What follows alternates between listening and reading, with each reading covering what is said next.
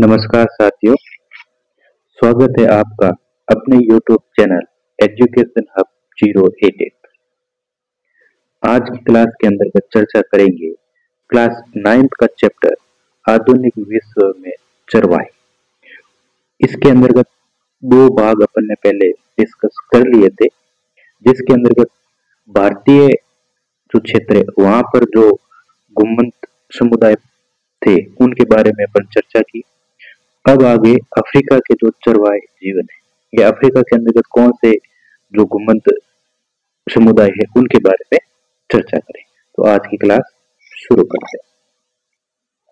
जरा अफ्रीका की तरफ चले, जहां दुनिया की आधी से ज्यादा आबादी चरवाहा आबादी, यानी अफ्रीका के अंतर्गत बात करें तो दुनिया की आधी से ज्यादा यानी दुनिया की जो गुम्मत परिवार वाले या जो चरवाहे उसमें से लगभग आधे जो चरवाहे हैं, आधी आबादी वो चरवाहों की अफ्रीका के अंतर्गत पाई जाती है।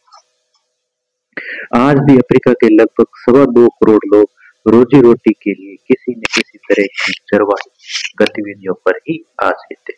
यानी आज भी अगर देखें तो लगभग 2.25 करोड़, इससे ज्यादा ही लोग अपनी रोजी रोटी के लिए किस पर निर्भर है, जो चरवाही गतिविधियां हैं उनके ऊपर निर्भर। यानी आज भी वो चरवाही जीवन व्यतीत कर रहे हैं, पशुओं को एक स्थान से दूसरे स्थान पर ले जाकर चराने का कार्य वगैरह कर रहे हैं। इसके अंतर्गत बात करें बेदुइन्स, बर्बर्स, मसाई, ये सोमाली, पुरान और तुर्काना जैसे जाने माने समुदाय भी शामिल है। तो आपसे ये पूछ सकते हैं कि भाई अफ्रीका के अंतर्गत कौन कौन से जो समुदाय है, जो प्रकार के समुदाय है वो पाए जाते हैं। तो आपको इनको याद रखना है। इनमें से ज्यादातर अब अर्ध शुष्क घास के मैदानों या सूखे रेगिस्तान के अंतर्गत रहते हैं। ये ज्यादातर इलाका कैसा है? अर्ध शुष्क घास के मैदानों का, यानी यहाँ पर बारिश वगैरह बिल्कुल कम मात्रा में होती है, जहाँ वर्षा आधारित खेती करना बहुत ही मुश्किल है। यहाँ के चरवाहे गाय, बैल, ऊंट, बकरी, भेड़ व गधे पालते हैं। यानी ये जानवर है जो पालने का कार्य करते हैं, ये जानवर इनके पास में होते हैं। इनसे दूध, मांस, पशुओं की खाल व ऊन आदि बेचते हैं। यानी इनसे दूध प्राप्त होता है, मांस प्राप्त होता है, पशुओं की खाल है उनको बेचा जाता है, उनकी ऊन प्राप्त होती है उसको बेचा जाता है और अपना व्यवसाय करते हैं। कुछ चरवाहे व्यापार और यातायात संबंधी कार्य भी करते हैं। कुछ चरवाहियों के साथ साथ खेती भी करते हैं। कुछ जो चरवाही है वो पशु चराने का तो कार्य कर रहे हैं, उसी के साथ साथ वो क्या कर रहे हैं, खेती का कार्य भी करते हैं। और कुछ लोग चरवाही से होने वाली मामूली आय से गुजर नहीं हो पाने पर कोई भी धंधा कर लेते हैं। यानी कुछ ऐसे चरवाही है जो उनसे जो आय प्राप्त होती है उनसे अगर घर का गुजारा नहीं चल पाता है तो वो कुछ दूसरे उद्योग भी कर लेते हैं, यानी दूसरे उद्योगों के अंतर्गत कार्य कर लेते हैं, दूसरे धंधे भी कर लेते हैं। हिंदुस्तान की तरह अफ्रीका तो चरवाहे की जिंदगी में भी औपनिवेशिक और उत्तर औपनिवेशिक काल में गहरे बदलाव आए। आखिर क्या थे ये बदलाव? यानी जिस प्रकार भारत के अंतर्गत अंग्रेजी सत्ता स्थापित हुई, औपनिवेशिक शासन स्थापित हुआ, उसके बाद गुम्मत परिवार के ऊपर कई प्रकार के प्रभाव पड़े, यानी उनकी जिंदगी के अंतर्गत बदलाव आए। उसी प्रकार अफ्रीका के अंतर्गत भी जो औपनिवेशिक शासन स्थापित हुआ तो उनके कारण उनके भी जिंदगी के अंतर्गत कई प्रकार के बदलाव आए, उनके ऊपर भी कई प्रकार के प्रभाव पड़े। आगे किस किस प्रकार के प्रभाव पड़े आगे चलते हैं। ये एक मशई जो क्षेत्र है उसके मैप चित्र दिया गया है आपको, जिसके अंतर्गत इसमें ये कहा गया है मसाई लैंड जिसके पीछे किलिमंजारो पहाड़ी दिखाई दे रही है आपको। तो ये मसाई लैंड है पूरा, जहाँ पर मसाई जनजाति निवास करती है, उसके पीछे जो आपको पहाड़ दिखाई दे रहा है ये किलिमंजारो को पहाड़ है, चोटी। अब आपसे ये पूछ सकते हैं किलिमंजारो कहाँ है, तो किलिमंजारो तंजानिया देश के अंतर्गत पाया जाता है। अब धीरे धीरे यहाँ पर स्थिति बदली परिस्थितियों के कारण मसाई मक्का, चावल, आलू, गोभी जैसे उन खाद्य पदार्थों पर निर्भर होते जा रहे थे जो इनके इलाकों में पैदा नहीं होते। यानी धीरे धीरे औपनिवेशिक शासन के द्वारा जो चरवाहे थे वो सिमट कर रह गए थे, तो इससे जो ये मसई जाति के जो लोग हैं, ये मक्का, चावल, गोभी जैसे खाद्यान्न पदार्थ भी इनको भी पैदा करने लगे, इनकी भी खेती करने लगे। लेकिन परंपरागत रूप से इन चीजों को वो पसंद नहीं करते थे, मजबूरी में उनको ये उत्पादन करना पड़ा। मशई मानते थे कि फसल उगाने के लिए जमीन पर हल चलाना प्रकृति के विरुद्ध है। यानी वो कहते थे कि भाई आप फसल बो रहे हो तो इसके लिए आपको क्या चलाना पड़ेगा, हल। और हल किसके, हल चलाना प्रकृति के क्या है, वो विरुद्ध मानते थे। यदि आप जमीन पर खेती करने लगते हैं तो ये चरवाही के लायक नहीं रहती। वो सोचते हैं कि अगर आप इनके इस जमीन के ऊपर आप अगर खेती करोगे तो जो चरवाही पशु के चरने के लिए वो जमीन नहीं रहेगी। यानी वो खेती के लिए कार्य आ जाएगी, कार्य खेती वहां पर होगी तो पशु उसके ऊपर नहीं चरा सकते अपन। एक आपको जो दिखाई दे रहा है, ये पूरा मसाई लैंड का क्षेत्र दिखाई दे रहा है आपको। इसके अंतर्गत आप बात करें तो ये एरिया यहाँ का दिखाई दे रहा है ये। तो इसके अंतर्गत जो अफ्रीका के अंतर्गत कुछ समुदाय है उसके बारे में बताया गया। जैसे ये यहाँ पर ये मसई है विक्टोरिया झील के पास, ये क्षेत्र, इसके बारे में आगे डिस्कस करते हैं अपन। अफ्रीका के चरवाहे समुदाय, छोटी तस्वीर इंटरनेट में केन्या और तंजानिया में मसई का इलाके दर्शाया गया। यानी इसके अंतर्गत जो छोटी तस्वीर के अंतर्गत है केन्या और तंजानिया वाला क्षेत्र है, इसको पूरा कहा जाता है मसाई लैंड। यहाँ पर मसई जनजाति कह सकते हैं अपन, जो गुमंत समुदाय है वो पाया जाता है। इन परिवर्तनों को हम चरवाहे के लिए एक खास समुदाय के माध्यम से समझने की कोशिश करेंगे। यानी यहाँ पर एक समुदाय मसई जो समुदाय उसके माध्यम से समझने की कोशिश करेंगे। चलिए इसके लिए मसई नाम के समुदाय को चुने लेते हैं। और मसई पशुपालक मोटे तौर पर पूर्वी अफ्रीका के निवासी, अफ्रीका के कौन से क्षेत्र में रहते हैं, पूर्वी अफ्रीका के निवासी। इनमें से लगभग 3 लाख दक्षिणी केन्या और करीब 1.5 लाख तंजानिया में रहते हैं। यानी दो क्षेत्र, एक तो तंजानिया और एक केन्या। जो अभी पीछे अपने देखा था तो किलिमंजारो वो तंजानिया के अंतर्गत है, तो जो मसाई लैंड है वो तंजानिया और केन्या दोनों क्षेत्रों में पाया जाता है। अभी हम देखेंगे कि नए कानून और बंदिशों ने किस तरह न केवल उनकी जमीन उससे छीन ली बल्कि उनकी आवाजाही पर भी बहुत सारी पाबंदियां थोप दी।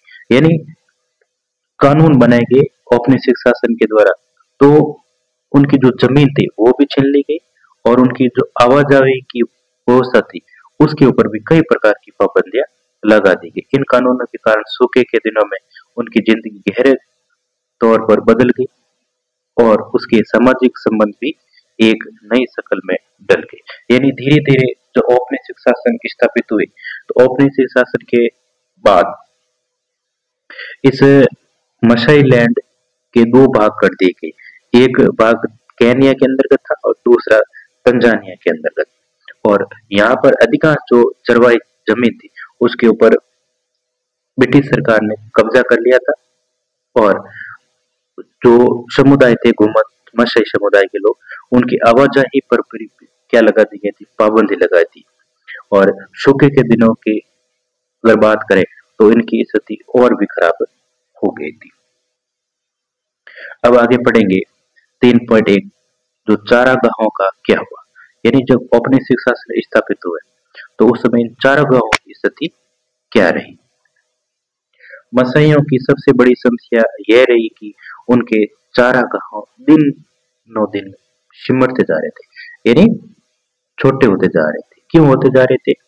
क्योंकि यहाँ पर ब्रिटिश सरकार जब स्थापित हुई, औपनिवेशिक शासन स्थापित हुआ, तो उन्होंने अधिक से अधिक चरवाहों के जो चरवाही क्षेत्र थे उसके ऊपर कब्जा कर लिया था। उनको किस में बदलने की वो कोशिश कर रहे थे?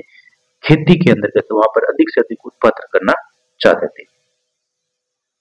औपनिवेशिक शासन से पहले मसाई लैंड का इलाका उत्तरी केन्या से लेकर तंजानिया के घास के मैदानों तक फैला हुआ था। यानी जो ये मसाई जनजाति रहती है इस मसाई लैंड के ऊपर, इस इलाका को मसाई लैंड कहते हैं।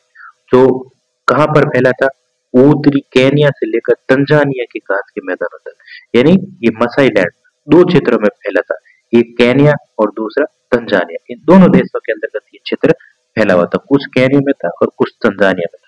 पूरा मिलाकर उसको क्या कहा जाता था? मसाई लैंड।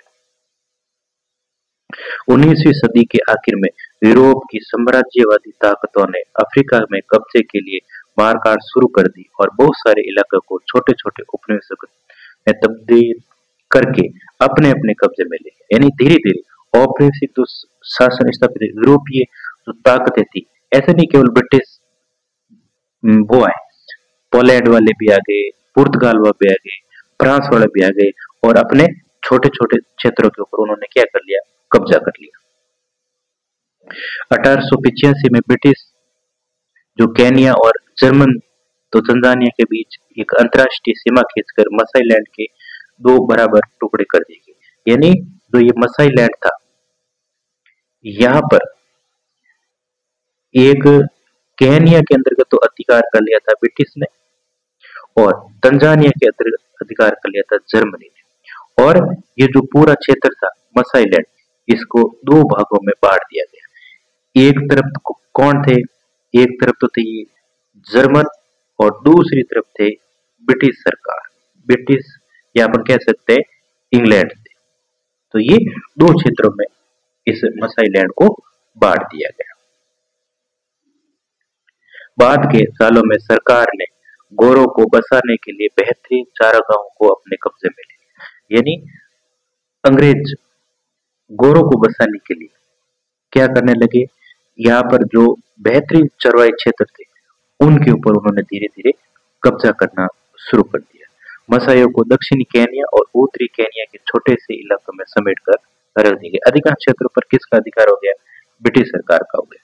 और मसाई लैंड का जो क्षेत्र था वो ब्रिटिश कब्जे में चला गया और वहां के मसाई जो समुदाय के लोग थे उनके पास में जो इलाका था वो मिलकर छमटता गया था। ये कह सकते उनके पास में थोड़ा सा भाग ही रहा था।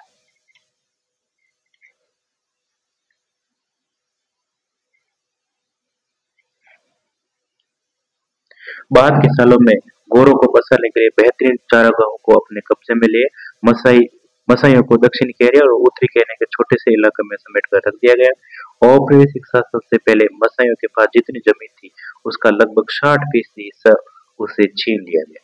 यानी औपनिवेशिक शासन से पहले मान लो उसके पास में 100% जमीन थी पूरी, उसमें से लगभग 60% हिस्सा किसने छीन लिया था? अंग्रेजों के पास में चला गया। यानी यूरोपीय जो ताकतें स्थापित हुई उन्होंने कब्जा कर लिया। उन्हें ऐसे सूखे इलाकों में कैद कर दिया गया जहाँ न तो अच्छी बारिश होती थी और न ही हरे भरे चारागाह थे। और उनको जो बाकी 40% हिस्सा बचा था वो इन मसाई समुदाय के लोगों को दे दिया गया था, जहाँ पर बारिश भी नहीं होती थी और न ही हरे भरे चारागाह। अधिक उपजों वाले अच्छे क्षेत्र उनके ऊपर ब्रिटिश सरकार ने क्या कर लिया? यूरोपीय ताकतों ने अधिकार कर लिया था। 19वीं सदी के अंतिम सालों में ब्रिटिश औपनिवेशिक सरकार पूरी अफ्रीका में भी स्थानीय किसानों को अपनी खेती के क्षेत्र का ज्यादा से ज्यादा फैलाने के लिए प्रोत्साहित कर रहे थे। यानी वो प्रोत्साहन कर रहे थे। किस लिए कर रहे थे? कि आप खेती के क्षेत्र को क्या करो? ज्यादा से ज्यादा फैलाओ। जैसे जैसे खेती का प्रसार हुआ वैसे वैसे चारागाह खेतों में तब्दील हो रहे। यानी खेती का विस्तार हुआ, खेती का क्षेत्रफल बढ़ा तो चारागाह क्या होने लगे? कम होने लगे। अंग्रेजों के आने से पहले मसाई आर्थिक और सामाजिक दोनों स्तरों पर अपने किसान पड़ोसियों पर भारी पड़ते थे। यानी जो पहले किसान थे यहाँ पर उनसे बेहतर स्थिति किनकी थी? इन मसाइयों की। लेकिन औपनिवेशिक शासन के अंत तक आते आते यह समीकरण बिल्कुल पलट सा चुका था। बहुत सारे चारागाहों को शिकार घर में बदल दिया। यानी बहुत सारे ऐसे चारागाह थे जिसको किस में बदल दिया गया था, शिकार गाह के अंतर्गत बदल दिया गया। केनिया में मसई मारा, केनिया में मसई मारा वे साब्रू नेशनल पार्क, और तंजानिया में जो सेरेनटेगी गेटी पार्क, ये दो पार्क है, मसई मारा और साब्रू नेशनल पार्क, ये तो केनिया के अंतर्गत। तंजानिया के अंतर्गत है सेरेनगेटी पार्क। जैसे शिकार गृह इसी तरह अस्तित्व में आए। तो आपसे पूछ सकते हैं कि भाई ये मसई मारा और साब्रू ये और तंजानिया के अंतर्गत कौन कौन से शिकार गृह पार्क स्थापित किए गए।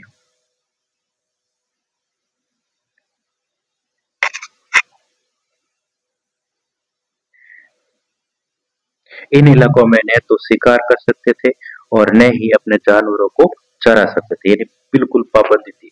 कोई भी अपने पशु वगैरह यहाँ पर चरा नहीं सकता था और न ही उनका शिकार किया जा सकता था। बहुत सारे आरक्षित जंगलों में अब तक मसाई अपने ढेर डंगर चराया करते थे, यानी पशु चराया करते थे। मसाई के तौर पर जो सेरेनगेटी नेशनल पार्क का जो 14,760 वर्ग किलोमीटर से भी ज्यादा क्षेत्र पर मसाइयों के चारागाहों पर कब्जा करके बनाए गए थे, यानी जो ये क्षेत्र था, जो चारागाह क्षेत्र था, इसी के ऊपर कब्जा करके ये जो शिकार गाह बनाए गए थे। आगे बात करते हैं, ये दो मसाई समुदाय के व्यक्ति खड़े हैं। जो घास के बिना पशु कुपोषण का शिकार हो जाते हैं, बिल्कुल सही। घास नहीं है तो पशुओं को खाने के लिए घास कुछ नहीं मिलेगा, और खाने के लिए नहीं मिलेगा तो पशु धीरे धीरे कुपोषण का क्या हो जाते हैं, शिकार हो जाते हैं। इसका मतलब है कि चारागाहों के परिवारों और बच्चों के लिए भोजन कम पड़ने लगा। सूखे और भोजन की सर्वाधिक कमी से ग्रस्त इलाके जो अम्बोसेली नेशनल पार्क के आसपास पड़ता था, जिसकी पर्यटन से होने वाली आय पिछले साल लगभग 24 करोड़ केनियन शिलोंग थी। किलिमंजारो जल परियोजना भी इसी इलाके से होकर जाती है, लेकिन यहाँ रहने वाले समुदाय न तो पीने के लिए और न ही सिंचाई के लिए परियोजना का पानी इस्तेमाल कर सकते हैं। यानी यहाँ पर एक जो परियोजना है किलिमंजारो जल परियोजना, अब इसका इस्तेमाल ये मसाई जाति के लोग पीने के लिए और सिंचाई के लिए नहीं कर पा रहे। तो धीरे धीरे इनकी स्थिति क्या हो रही है, खराब होती जा रही है। ये मसाई जाति के लोग हैं जिनके पास में बहुत सारे पशु है, जिसके समुदाय या कह सकते हैं मसाई परिवार के पास जितने अधिक पशु होंगे वो उतना ही संपन्न कहलाता है। चित्र जो ये 15 कह रहा है, मसाई नाम माँ शब्द से निकला है। आपसे पूछे ये मसाई नाम कहाँ से निकला है, मसाई शब्द इस माँ शब्द से निकला है, और माँ साई का मतलब होता है मेरे। आपसे पूछ सकते हैं मसाई शब्द का अर्थ क्या है, तो मसाई शब्द निकला है माँ शब्द से, और माँ साई का अर्थ होता है मेरे। परंपरागत रूप से मसाई घुमंतु और चरवाहा समुदाय के लोग थे। ये कैसे थे, घुमंतु और चरवाहा समुदाय के लोग थे जो अपनी आजीविका के लिए दूध और मांस पर आश्रित थे। अपनी आजीविका, इनको आजीविका के लिए ये किस पर निर्भर थे, गायों के दूध के ऊपर और उनके मांस के ऊपर। उच्च तापमान और कम वर्षा के कारण यह शुष्क, धूल भरे और बेहद गर्म हालात रहते हैं, यानी बारिश कम होती है तो तापमान भी अधिक रहता है। इस अर्ध शुष्क विषुववर्ती इलाकों में सूखे के हालात सामान्य है।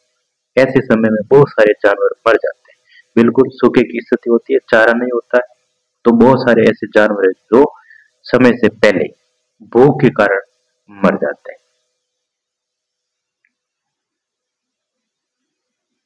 ये स्रोत है, आप इनके बारे में थोड़ी सी बात कर सकते हैं। अच्छे चारागाहों और जल स्रोतों के हाथ से निकल जाने की वजह से इस छोटे से इलाकों पर दबाव बहुत ज्यादा बढ़ गया, यानी अच्छे जो चारागाह थे उनके ऊपर अंग्रेजों का अधिकार हो गया, संसाधन थे जल संसाधन उनके ऊपर भी अंग्रेजों का अधिकार हो गया, तो इनके पास में जो क्षेत्र थे वो थोड़े से ही रह गए, नहीं जो क्षेत्र था वो सिमट कर रह गया, तो उसके ऊपर क्या पड़ा, दबाव अधिक पड़ा।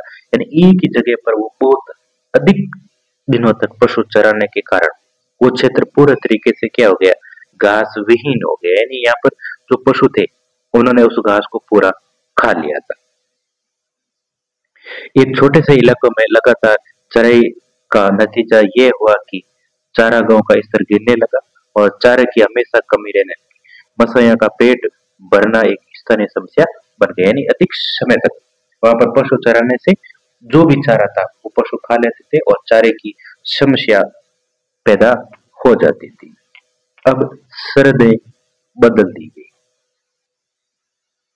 सरहदें बंद हो गई। अब किस प्रकार से सरहदें बंद हो गई थी उसके बारे में बात करते हैं। 19वीं सदी में चरवाहे चारागाहों की खोज में बहुत दूर दूर तक चले जाते थे। यानी 19वीं सदी की बात करें तो ये चरवाहे थे वो बहुत दूर दूर तक चारागाहों की तलाश में जाते थे। जब एक जगह के चारागाह सूख जाते तो वे अपने रेवड़ लेकर किसी अन्य जगह पर चले जाते। यानी एक जगह पर चारा सूखा, बारिश नहीं हुई तो वो रेवड़ लेकर किसी दूसरी जगह पर चले जाते थे। लेकिन 19वीं सदी के आखिरी दशकों में औपनिवेशिक सरकार उनकी आवाजाही पर तरह तरह की पाबंदी लगाने लगी। यानी जब ब्रिटिश सरकार स्थापित हुई तो उन्होंने क्या किया, इनके आने जाने के ऊपर क्या लगा दी थी, पाबंदी लगा दी थी। यानी वो एक स्थान से दूसरे स्थान पर जो आने जाने की व्यवस्था थी उनको उन्होंने क्या लगा दी, बहुत सारी पाबंदी लगा दी। मसाइयों को मसाइयों की तरह अन्य तो चारागाहों को भी विशेष आरक्षित इलाकों में सीमाओं में कैद कर दिया गया। अब ये समुदाय इन आरक्षित इलाकों की सीमाओं के पार आ जा नहीं सकते थे। यानी उनका एरिया फिक्स कर दिया था, इससे वो आ और जा नहीं पा रहे थे, यानी उनकी सीमाएं तय कर दी गई। वे विशेष परमिट लिए बिना अपने जानवरों को लेकर बाहर नहीं जा सकते। यही अगर उनको जानवरों को बाहर लेकर जाना है तो क्या लेना पड़ेगा, एक विशेष परमिट। अगर वो परमिट नहीं ले पाते तो वो अपने जानवरों को बाहर नहीं ले जा सकते। और लेकिन परमिट हासिल करना भी कोई आसान काम नहीं था, परमिट करना भी कोई आसान काम नहीं था। अब बाहर जाने के लिए परमिट लेना, अब परमिट भी आसानी से उनको मिलता नहीं था। इसके लिए उन्हें तरह तरह की बाधाओं का सामना करना पड़ता था और उन्हें तंग किया जाता था। यानी उनको तरह तरह की बाधाएं उत्पन्न किया जाती थी और उन्हें बड़ी कह सकते हैं यातनाएं दी जाती थी, उसको तंग किया जाता था। अगर कोई नियमों का पालन नहीं करता तो उसे कड़ी सजा भी मिलती। नियम थे, नियमों का अगर किसी ने पालन भी नहीं किया तो क्या होती थी, उनको सजा भी दी जाती थी। चारागाहों को गोरे के इलाकों में पड़ने वाले बाजारों में दाखिल होने से भी रोक दिया गया। जो गोरे लोग हैं उनके इलाकों में आप नहीं जा सकते। बहुत सारे इलाकों में तो वे कई तरह के व्यापार भी नहीं कर सकते थे।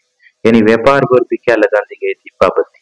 बाहर से आए गोरे और यूरोपीय औपनिवेशिक अफसर इन्हें खतरनाक और बर्बर स्वभाव वाले मानते थे। यानी जो ये मसाई समुदाय के लोग हैं उनको ये यूरोपीय जो औपनिवेशिक सरकार के अफसर है वो इनको क्या मानते थे, ये तो खतरनाक है और बर्बर स्वभाव वाले मानते हैं। ये लोग अच्छे नहीं है, खतरनाक है और इनका स्वभाव है वो बहुत खराब है, बर्बर है। उनकी नजर में वे ऐसे लोग थे जिसके साथ कम से कम संबंध रखना ही उचित था। वो कहते थे कि इनके साथ में जो संबंध स्थापित किया जाए ना वो कम से कम होना चाहिए, इनके साथ में संबंध स्थापित ज्यादा नहीं होना चाहिए। लेकिन इन सब स्थानीय लोगों से किसी न किसी तरह के संबंध न रखना भी मुमकिन नहीं था। यानी संबंध तो उनको रखना ही पड़ता था। यानी आप ऐसे नहीं कर सकते कि इससे बिल्कुल संबंध ही ना रखें। आखिर खानों से माल निकालने, सड़कें बनाने और शहर बसाने के लिए गोरों को इन काले कालों को शर्म का ही भरोसा था। यानी अगर उनको खान से माल निकालना है, सड़कें बनानी है, शहर बसाने के लिए गोरों को किन की जरूरत पड़ती है, इन मसाई समुदाय के लोगों से। तो उनसे संबंध तो उनको बनाने ही पड़ते हैं। नई सरहदों ने जो चरवाहों की जिंदगी रातों रात बदल डाली। यानी जिंदगी के ऊपर रातों रात बदलाव हो गए। नई पाबंदियों और बाधाओं की आड़ में इन्हें प्रताड़ित किया जाने लगा और ये छोटे से इलाकों में खुद को कैद सा महसूस करने लगे। यानी जब इनके इलाके सिमट कर रह गए थे तो वे अपने आप को खुद ऐसा मानने लगे, वो अपने आप को खुद मानने लगे कि हम एक क्षेत्र के अंतर्गत कैद होकर रह गए। इनसे उनकी जो चरवाही और व्यापारिक दोनों तरह की गतिविधियां पर बहुत ही गहरा असर पड़ा। यानी इनके कई प्रकार की पाबंदियां और उनको प्रताड़ित भी किया जाता था। क्षेत्र है वो सिमट कर रह गए थे, जिसके कारण वो व्यापार वगैरह जो कार्य कर रहे थे वो कार्य भी नहीं कर पा रहे थे। अब तक चरवाहे न केवल मवेशी चराते थे बल्कि तरह तरह के व्यवसाय भी किया करते थे। औपनिवेशिक शासन के अंतर्गत थोप दी गई बंदिशों से उनका व्यापार बंद तो नहीं हुआ, लेकिन अब वे उस पर तरह तरह के अंकुश जरूर लग गए। यानी व्यापार तो बंद नहीं हुआ, लेकिन उसके ऊपर भी कई तरह के औपनिवेशिक सरकार ने क्या लगा दी थी, पाबंदियां लगा दी थी। जब चारागाह सूख जाते, यानी जब चारागाह सूख जाते थे, तब किस प्रकार की स्थिति उत्पन्न होती है। सारा सूखा दुनिया भर के चरवाहों की जिंदगी पर असर डालता है। यानी सूखे की अगर स्थिति होती है तो पूरी दुनिया के ऊपर इसका प्रभाव पड़ता है। यानी ऐसा नहीं है कि भाई सूखे के कारण किसी के ऊपर प्रभाव नहीं पड़े। जहां पर सूखा पड़ता है वहां पर जो निवास करने वाले सभी पशु है, मानव है, उनके ऊपर प्रभाव पड़ता है। जिस साल बारिश नहीं होती और चारागाह सूख जाते, अगर इस साल मवेशियों को किसी हरे भरे इलाके में ले ले जाए तो उनके सामने भूखमरी का संकट पैदा हो जाता है। बिल्कुल, जब उनको चारा नहीं मिलता तो किसका संकट उत्पन्न, भूखमरी का, यानी भूख से वो मर जाते थे। इसलिए परंपरागत तौर पर चरवाहे गुमत स्वभाव के लोग होते थे। वे यहाँ से वहां जाते ही रहते थे। इसी गुमतपन की वजह से वे बुरे वक्त का सामना कर पाते थे और संकट से भी निकल जाते थे। यानी पहले जब एक इलाके में बारिश नहीं होती, सूखे की स्थिति होती, तब वे वहां से निकलकर दूसरे इलाकों में चले जाते थे। लेकिन औपनिवेशिक शासन की स्थापना के बाद तो मसाइयों को एक निश्चित इलाकों में कैद कर दिया। यानी बाद में एक क्षेत्र था, उनके लिए फिक्स कर दिया गया कि आपको इसी क्षेत्र के अंतर्गत रहना है। अगर यहाँ से बाहर निकलना है तो आपको विशेष प्रकार का परमिट लेना पड़ेगा, और उस परमिट लेने को भी उनको दिक्कतों का सामना करना पड़ता था।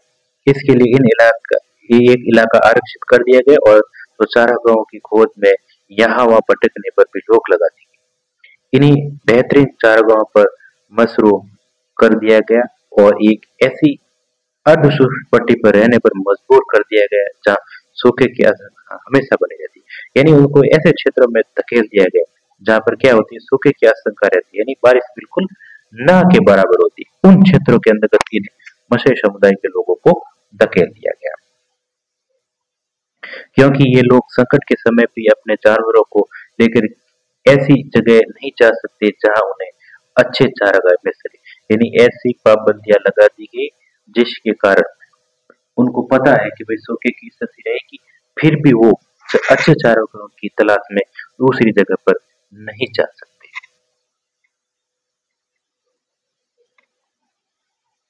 इसलिए सूखे के सालों में मसइयों के बहुत सारे मवेशी भूख और बीमारियों की वजह से मारे जाते हैं।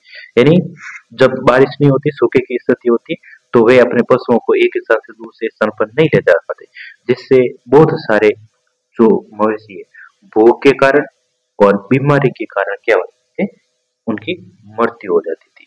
1930 में एक जांच से पता चला है कि केन्या में मसाइयों के पास लगभग 7,20,000 मवेशी, 8,20,000 भेड़ और 1,71,000 गधे थे। और 1933 और 34, यानी इन साल के अंतर्गत पड़े केवल 2 साल के सूखे के बाद इनमें से आधे से ज्यादा जानवर मर चुके थे। यानी इनके पास में 1930 की जहां से पता चलता है कि इनके पास में पशुओं की संख्या बहुत अधिक थी, लेकिन अगले 2 साल के अंतर्गत तो सूखे की स्थिति आई, तो इससे लगभग आधे से ज्यादा जानवर मारे जा चुके थे, भूख के कारण मारे जा चुके थे। जैसे जैसे चरने की जगह सिकुड़ती गई, सूखे के दुष्परिणाम भयानक रूप लेते चले गए और बार बार आने वाले बुरे सालों की वजह से तो चारागाहों के जानवरों की संख्या में लगातार गिरावट आती। यानी जैसे जैसे सूखे की स्थिति उत्पन्न हुई, बार बार आने वाले सालों की वजह से, यानी सूखे की वजह से, बारिश नहीं होने की वजह से तो चारागाह वो भी सिमट गए और इन सिमटने के कारण तो चारावाही के जानवरों की संख्या भी धीरे धीरे क्या होने लगी, गिरने लगी, यानी जानवर भी उनके पास में कम रहने लगे। बिल्कुल, अब उनको चराने के लिए उनका चारा उपलब्ध, चरगाहे क्या हुए थे, सिमट कर रह गए थे। तो पशुओं को चराएगा, इसलिए उन्होंने धीरे धीरे क्या की, अपने पशुओं की संख्या ही उन्होंने कम कर ली। ये कुछ चित्र में आपको दिखाई दे रहा है, मसाई समुदाय के लोग।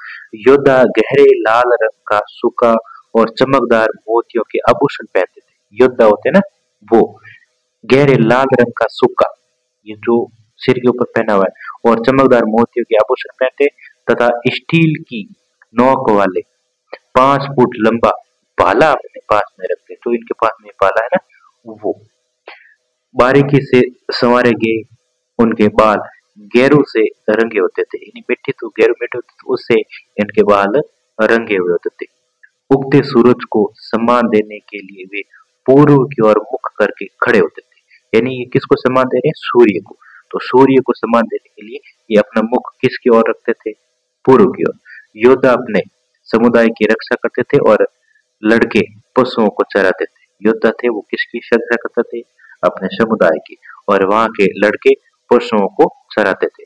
सूखे के मौसम में योद्धा और लड़के दोनों ही पशु चराते थे, और अगर सूखे की स्थिति उत्पन्न हो जाए तो योद्धा और लड़के दोनों ही पशु चराने का कार्य करते। सब एक जैसा असर नहीं पड़ा, यानी यहाँ पर औपनिवेशिक सरकार स्थापित हुई, उससे सभी के ऊपर एक जैसा प्रभाव नहीं पड़ा।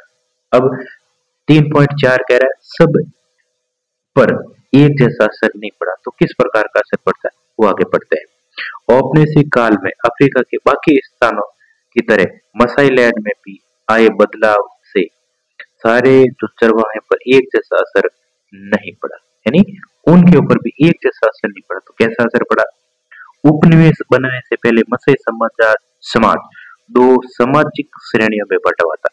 यानी मसाई औपनिवेशिक जो शासन स्थापित हुआ उससे पहले ये मसाई समुदाय दो सामाजिक श्रेणियों में बंटा हुआ था। कौन कौन से, एक तो था वरिष्ठ जन जिसको अपन एल्डर्स, और योद्धा जिसको कहते हैं वॉरियर, जो अपने ये पढ़ा था। वरिष्ठ जन शासन चलाते थे। शासन चलाने का कार्य कौन करते थे, ये वरिष्ठ जन जो उम्र में बड़े थे। समुदाय से जुड़े मामलों पर वो विचार विमर्श करके करने और अहम फैसले लेने के लिए वे समय समय पर सभा करते थे। यानी जो विचार विमर्श करते थे और अहम फैसले कौन लेते थे, ये वरिष्ठ जन, और आपस में समय समय पर सभाएं भी करते थे। योद्धाओं में ज्यादातर नौजवान होते थे जिन्हें मुख्य रूप से लड़ाई लड़ने और कबीलों की हिफाजत करने के लिए तैयार किया जाता था। यानी इनका कार्य क्या था, योद्धाओं को लड़ाई लड़ना और कबीले की हिफाजत करना, इन कबीले की रक्षा करना। वे समुदाय की रक्षा करते थे और दूसरे कबीलों के मवेशियों को छीन कर लाते थे। यानी योद्धा क्या करते थे, अपने समुदाय की रक्षा और दूसरे कबीलों के मवेशी को क्या करते थे, छीन कर लाते थे। यानी उनके पास में उनके ऊपर हमला करके उनके पशुओं को छीन कर ले आते थे। जहाँ जानवर की संपत्ति हो वहां हमला करके दूसरे के जानवर छीन लेना एक महत्वपूर्ण काम होता था। यानी उस समय उनके पास में जितने अधिक पशु व्यक्ति उतना ही संपन्न कहलाता था।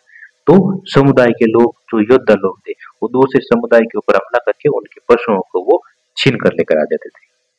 अलग अलग चरवाहे, समुदाय की ताकत उन्हीं हमलों से तय होती थी। यानी जो समुदाय के लोग जो योद्धा थे दूसरे समुदाय के ऊपर हमला करके अगर उनके पशुओं को छीन कर लेकर आ जाता था तो वो कैसा कहलाता था, ताकतवर समुदाय कहलाता था। युवाओं को योद्धा वर्ग का हिस्सा तभी माना जाता था जब वे दूसरे समूह के मवेशियों को छीन कर, यानी उसको इस योद्धा वर्ग का हिस्सा कब मानते थे, जब दूसरे समुदाय के मवेशी को छीन कर युद्ध में बहादुरी का प्रदर्शन करके अपनी मर्दानगी साबित कर देते थे। फिर भी वे वरिष्ठ जनों के नीचे रहकर ही काम करते थे।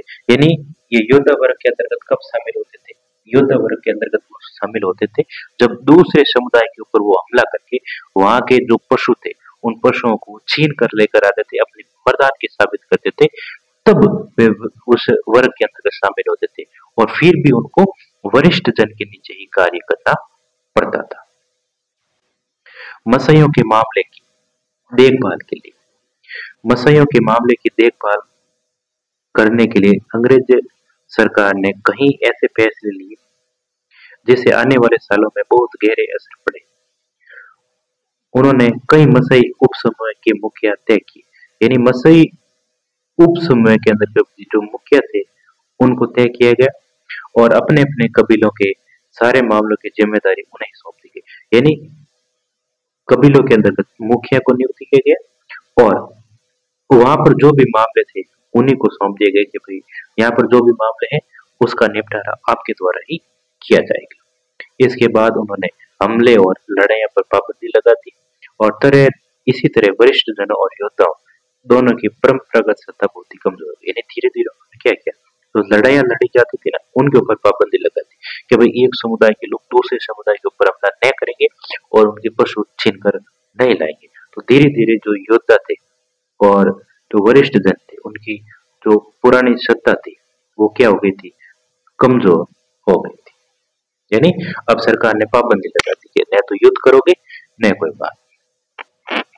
जैसे जैसे समय बीता औपनिवेशिक सरकार द्वारा नियुक्त किए गए मुखिया माल इकट्ठा करने लगे, यानी धीरे धीरे उनका क्या काम क्या बढ़ गया, उस इलाके से माल को क्या करना, इकट्ठा करना। उसके पास नियमित आमदनी थी जिससे वे जानवर, साजो सामान और जमीन खरीद सकते थे। यानी कौन, जो मुखिया था उनको कह रहा है कि भाई उनके पास जो आमदनी का जो साधन था वो नियमित आमदनी थी, यानी वहां से वो कर लेने का कार्य वगैरह किया करता था जिससे वो जानवर और साधु सामान और जमीन भी खरीद सकता था। वे अपने गरीब पड़ोसियों को लगान चुकाने के लिए कर्ज पर पैसे देता था और जो ये मुखिया था, मुखिया क्या कर रहा था, जो गरीब लोग थे उन गरीब लोगों के द्वारा जो कर्ज चुकाने के लिए उनके पास में पैसे नहीं होते थे तो ये गरीब लोग इनसे क्या लेते थे, कर्ज के ऊपर पैसा लेते थे। इसमें से ज्यादातर बाद में शहर में आकर बस गए, यानी जो मुखिया थे वो धीरे धीरे शहरों में जाकर बस गए और व्यापार करने लगे। उनके बीबी और बच्चे गांव में रहकर जानवरों की देखभाल करते थे। इन्हें चरवाही और गैर चरवाही दोनों तरह की आमदनी होती थी, यानी पशु चराने की भी आमदनी होती थी और उनके परिवार वाले जो शहर में रहते थे उनसे भी आमदनी होती थी। अगर उनके जानवर किसी वजह से कट जाए तो वे और जानवर खरीद लेते, यानी उनके पास में क्या था, पैसा था। अगर जानवरों की संख्या कम भी हो जाती थी तो वो दूसरे जानवर खरीद लेता था। जो चरवाहे सिर्फ अपने जानवरों के सहारे जिनकी बसर करते थे उनकी हालत अलग थी, यानी ऐसे लोग भी थे जो केवल जानवरों के ऊपर निर्भर थे, उनकी स्थिति बहुत ही खराब होती थी। बाकी जो मुखिया थे जिनके पास पैसा था वो तो शहरों में जाकर दूसरे कार्य भी करने लगे, व्यापार करने लगे और उन्हीं के द्वारा, उन्हीं के परिवार के द्वारा जो पशु यहाँ पर चराए जाते थे तो उनसे भी आमदनी होती थी। लेकिन कुछ ऐसे व्यक्ति थे जो केवल पशु चराने का कार्य करते थे, उनकी स्थिति खराब हो जाती थी। उनके पास बुरे वक्त का सामना करने के लिए अक्सर साधन नहीं थे, यानी उनके ऊपर अगर बुरा समय आ जाता, सूखे की स्थिति उत्पन्न हो जाती थी तो पशु थे वो अधिक संख्या में मारे जाते थे। उस बुरे वक्त से निकलने के लिए उनके पास में कोई प्रकार का संसाधन अतिरिक्त नहीं था। युद्ध और अकाल के दौरान उनका सब कुछ खत्म हो जाता था, यानी अगर युद्ध की स्थिति हो या अकाल की स्थिति हो तो उनके पास जो भी है वो सब कुछ क्या हो जाता था, खत्म हो जाता था। तब उन्हें काम की तलाश में आसपास के शहरों में की सरणी लेनी पड़ती थी और फिर वो काम की तलाश में कहाँ जाते थे, आसपास के जो भी शहर है वहां पर। कोई कच्चा कोयला जलाने का काम करने लगा तो कोई कुछ और करता। जिनकी तकदीर ज्यादा अच्छी थी उन्हें सड़क या भवन निर्माण कार्य में काम मिल जाता। यानी कुछ लोग थे जो कच्चा माल कोयला है वो जलाने का कार्य करते थे, कुछ सड़क और भवन निर्माण के लिए भी कार्य करते थे। इसी तरह मसीह समाज में दो स्तर पर बदलाव आए। पहला वरिष्ठ जनों और योद्धाओं के बीच उम्र पर आधारित जो परंपरागत फर्क पूरी तरीके से क्या हो गया था, खत्म हो गया था। यानी उम्र के आधार पर जो अंतर था वो धीरे धीरे क्या हो गया था, खत्म हो गया था। भले न हुआ हो पर पूरी तरह अस्त व्यस्त जरूर हो गया। दूसरा, अमीर और गरीब चरवाहों के बीच नया भेदभाव उत्पन्न हो गया। अब एक तरफ अमीर चरवाहे हो गए और दूसरी तरफ गरीब चरवाहे, उनके बीच में जो भेदभाव थे वो अधिक बढ़ गया। अब आगे निष्कर्ष क्या निकलता है, इस तरह हमने देखा कि आधुनिक विश्वमय बदलाव ने दुनिया के अलग अलग चरवाही समुदाय पर अलग अलग तरह के असर पड़े। यानी अलग अलग क्षेत्रों के अंदर जो चरवाही समुदाय थे उनके ऊपर अलग अलग प्रकार के प्रभाव पड़े। नए कानून और सीमाओं ने उनकी आवाजाही पर डर्रा बदल दिया। यानी आने जाने की जो व्यवस्था थी उसके ऊपर अंग्रेजी सरकार के द्वारा जो पाबंदी लगाई थी उसका भी उनके ऊपर गहरा प्रभाव पड़ा। जैसे जैसे चरवाहे खत्म होते गए, जानवरों को चराना और एक मुश्किल काम होता गया। यानी चरवाहे सिमट कर रह गए थे तो पशुओं को चराना भी एक बड़ी बात होगी, बड़ा मुश्किल हो गया था। और जो चारागाह बचे थे वे अत्यधिक इस्तेमाल की वजह से बेकार हो गए। यानी एक ही संख्या पर अधिक समय तक जब पशु चराया जाता था वो चारा पूरी तरीके से समाप्त हो जाता था, स्थिति खराब हो जाती थी, वो पूरा बेकार क्षेत्र हो जाता था। सूखे के समय इनकी समस्या पहले से भी ज्यादा बढ़ गई क्योंकि तब उनके जानवर बड़ी तादाद में दम तोड़ने लगे। यानी सूखे की स्थिति से चारा नहीं होता था और चारा नहीं था तो पशु पशु कैसे जिंदा रहे, पशुओं को खाने के लिए चारा नहीं था तो अधिक संख्या में पशु मारे गए। अब उनके आने जाने पर भी बहुत सारी पाबंदियां थोप दी गई जिसलिए वे नए चारागाहों की तलाश में नहीं नहीं कर सकते थे। अब सरकार ने उनके आने जाने पर क्या लगा दी थी, पाबंदी लगा दी। अब पाबंदी लगा दी तो सूखे की स्थिति हो जाती तो वे दूसरी जगह पर जा नहीं पाते और उनके जो पशु थे वो अधिक संख्या में मारे जाते।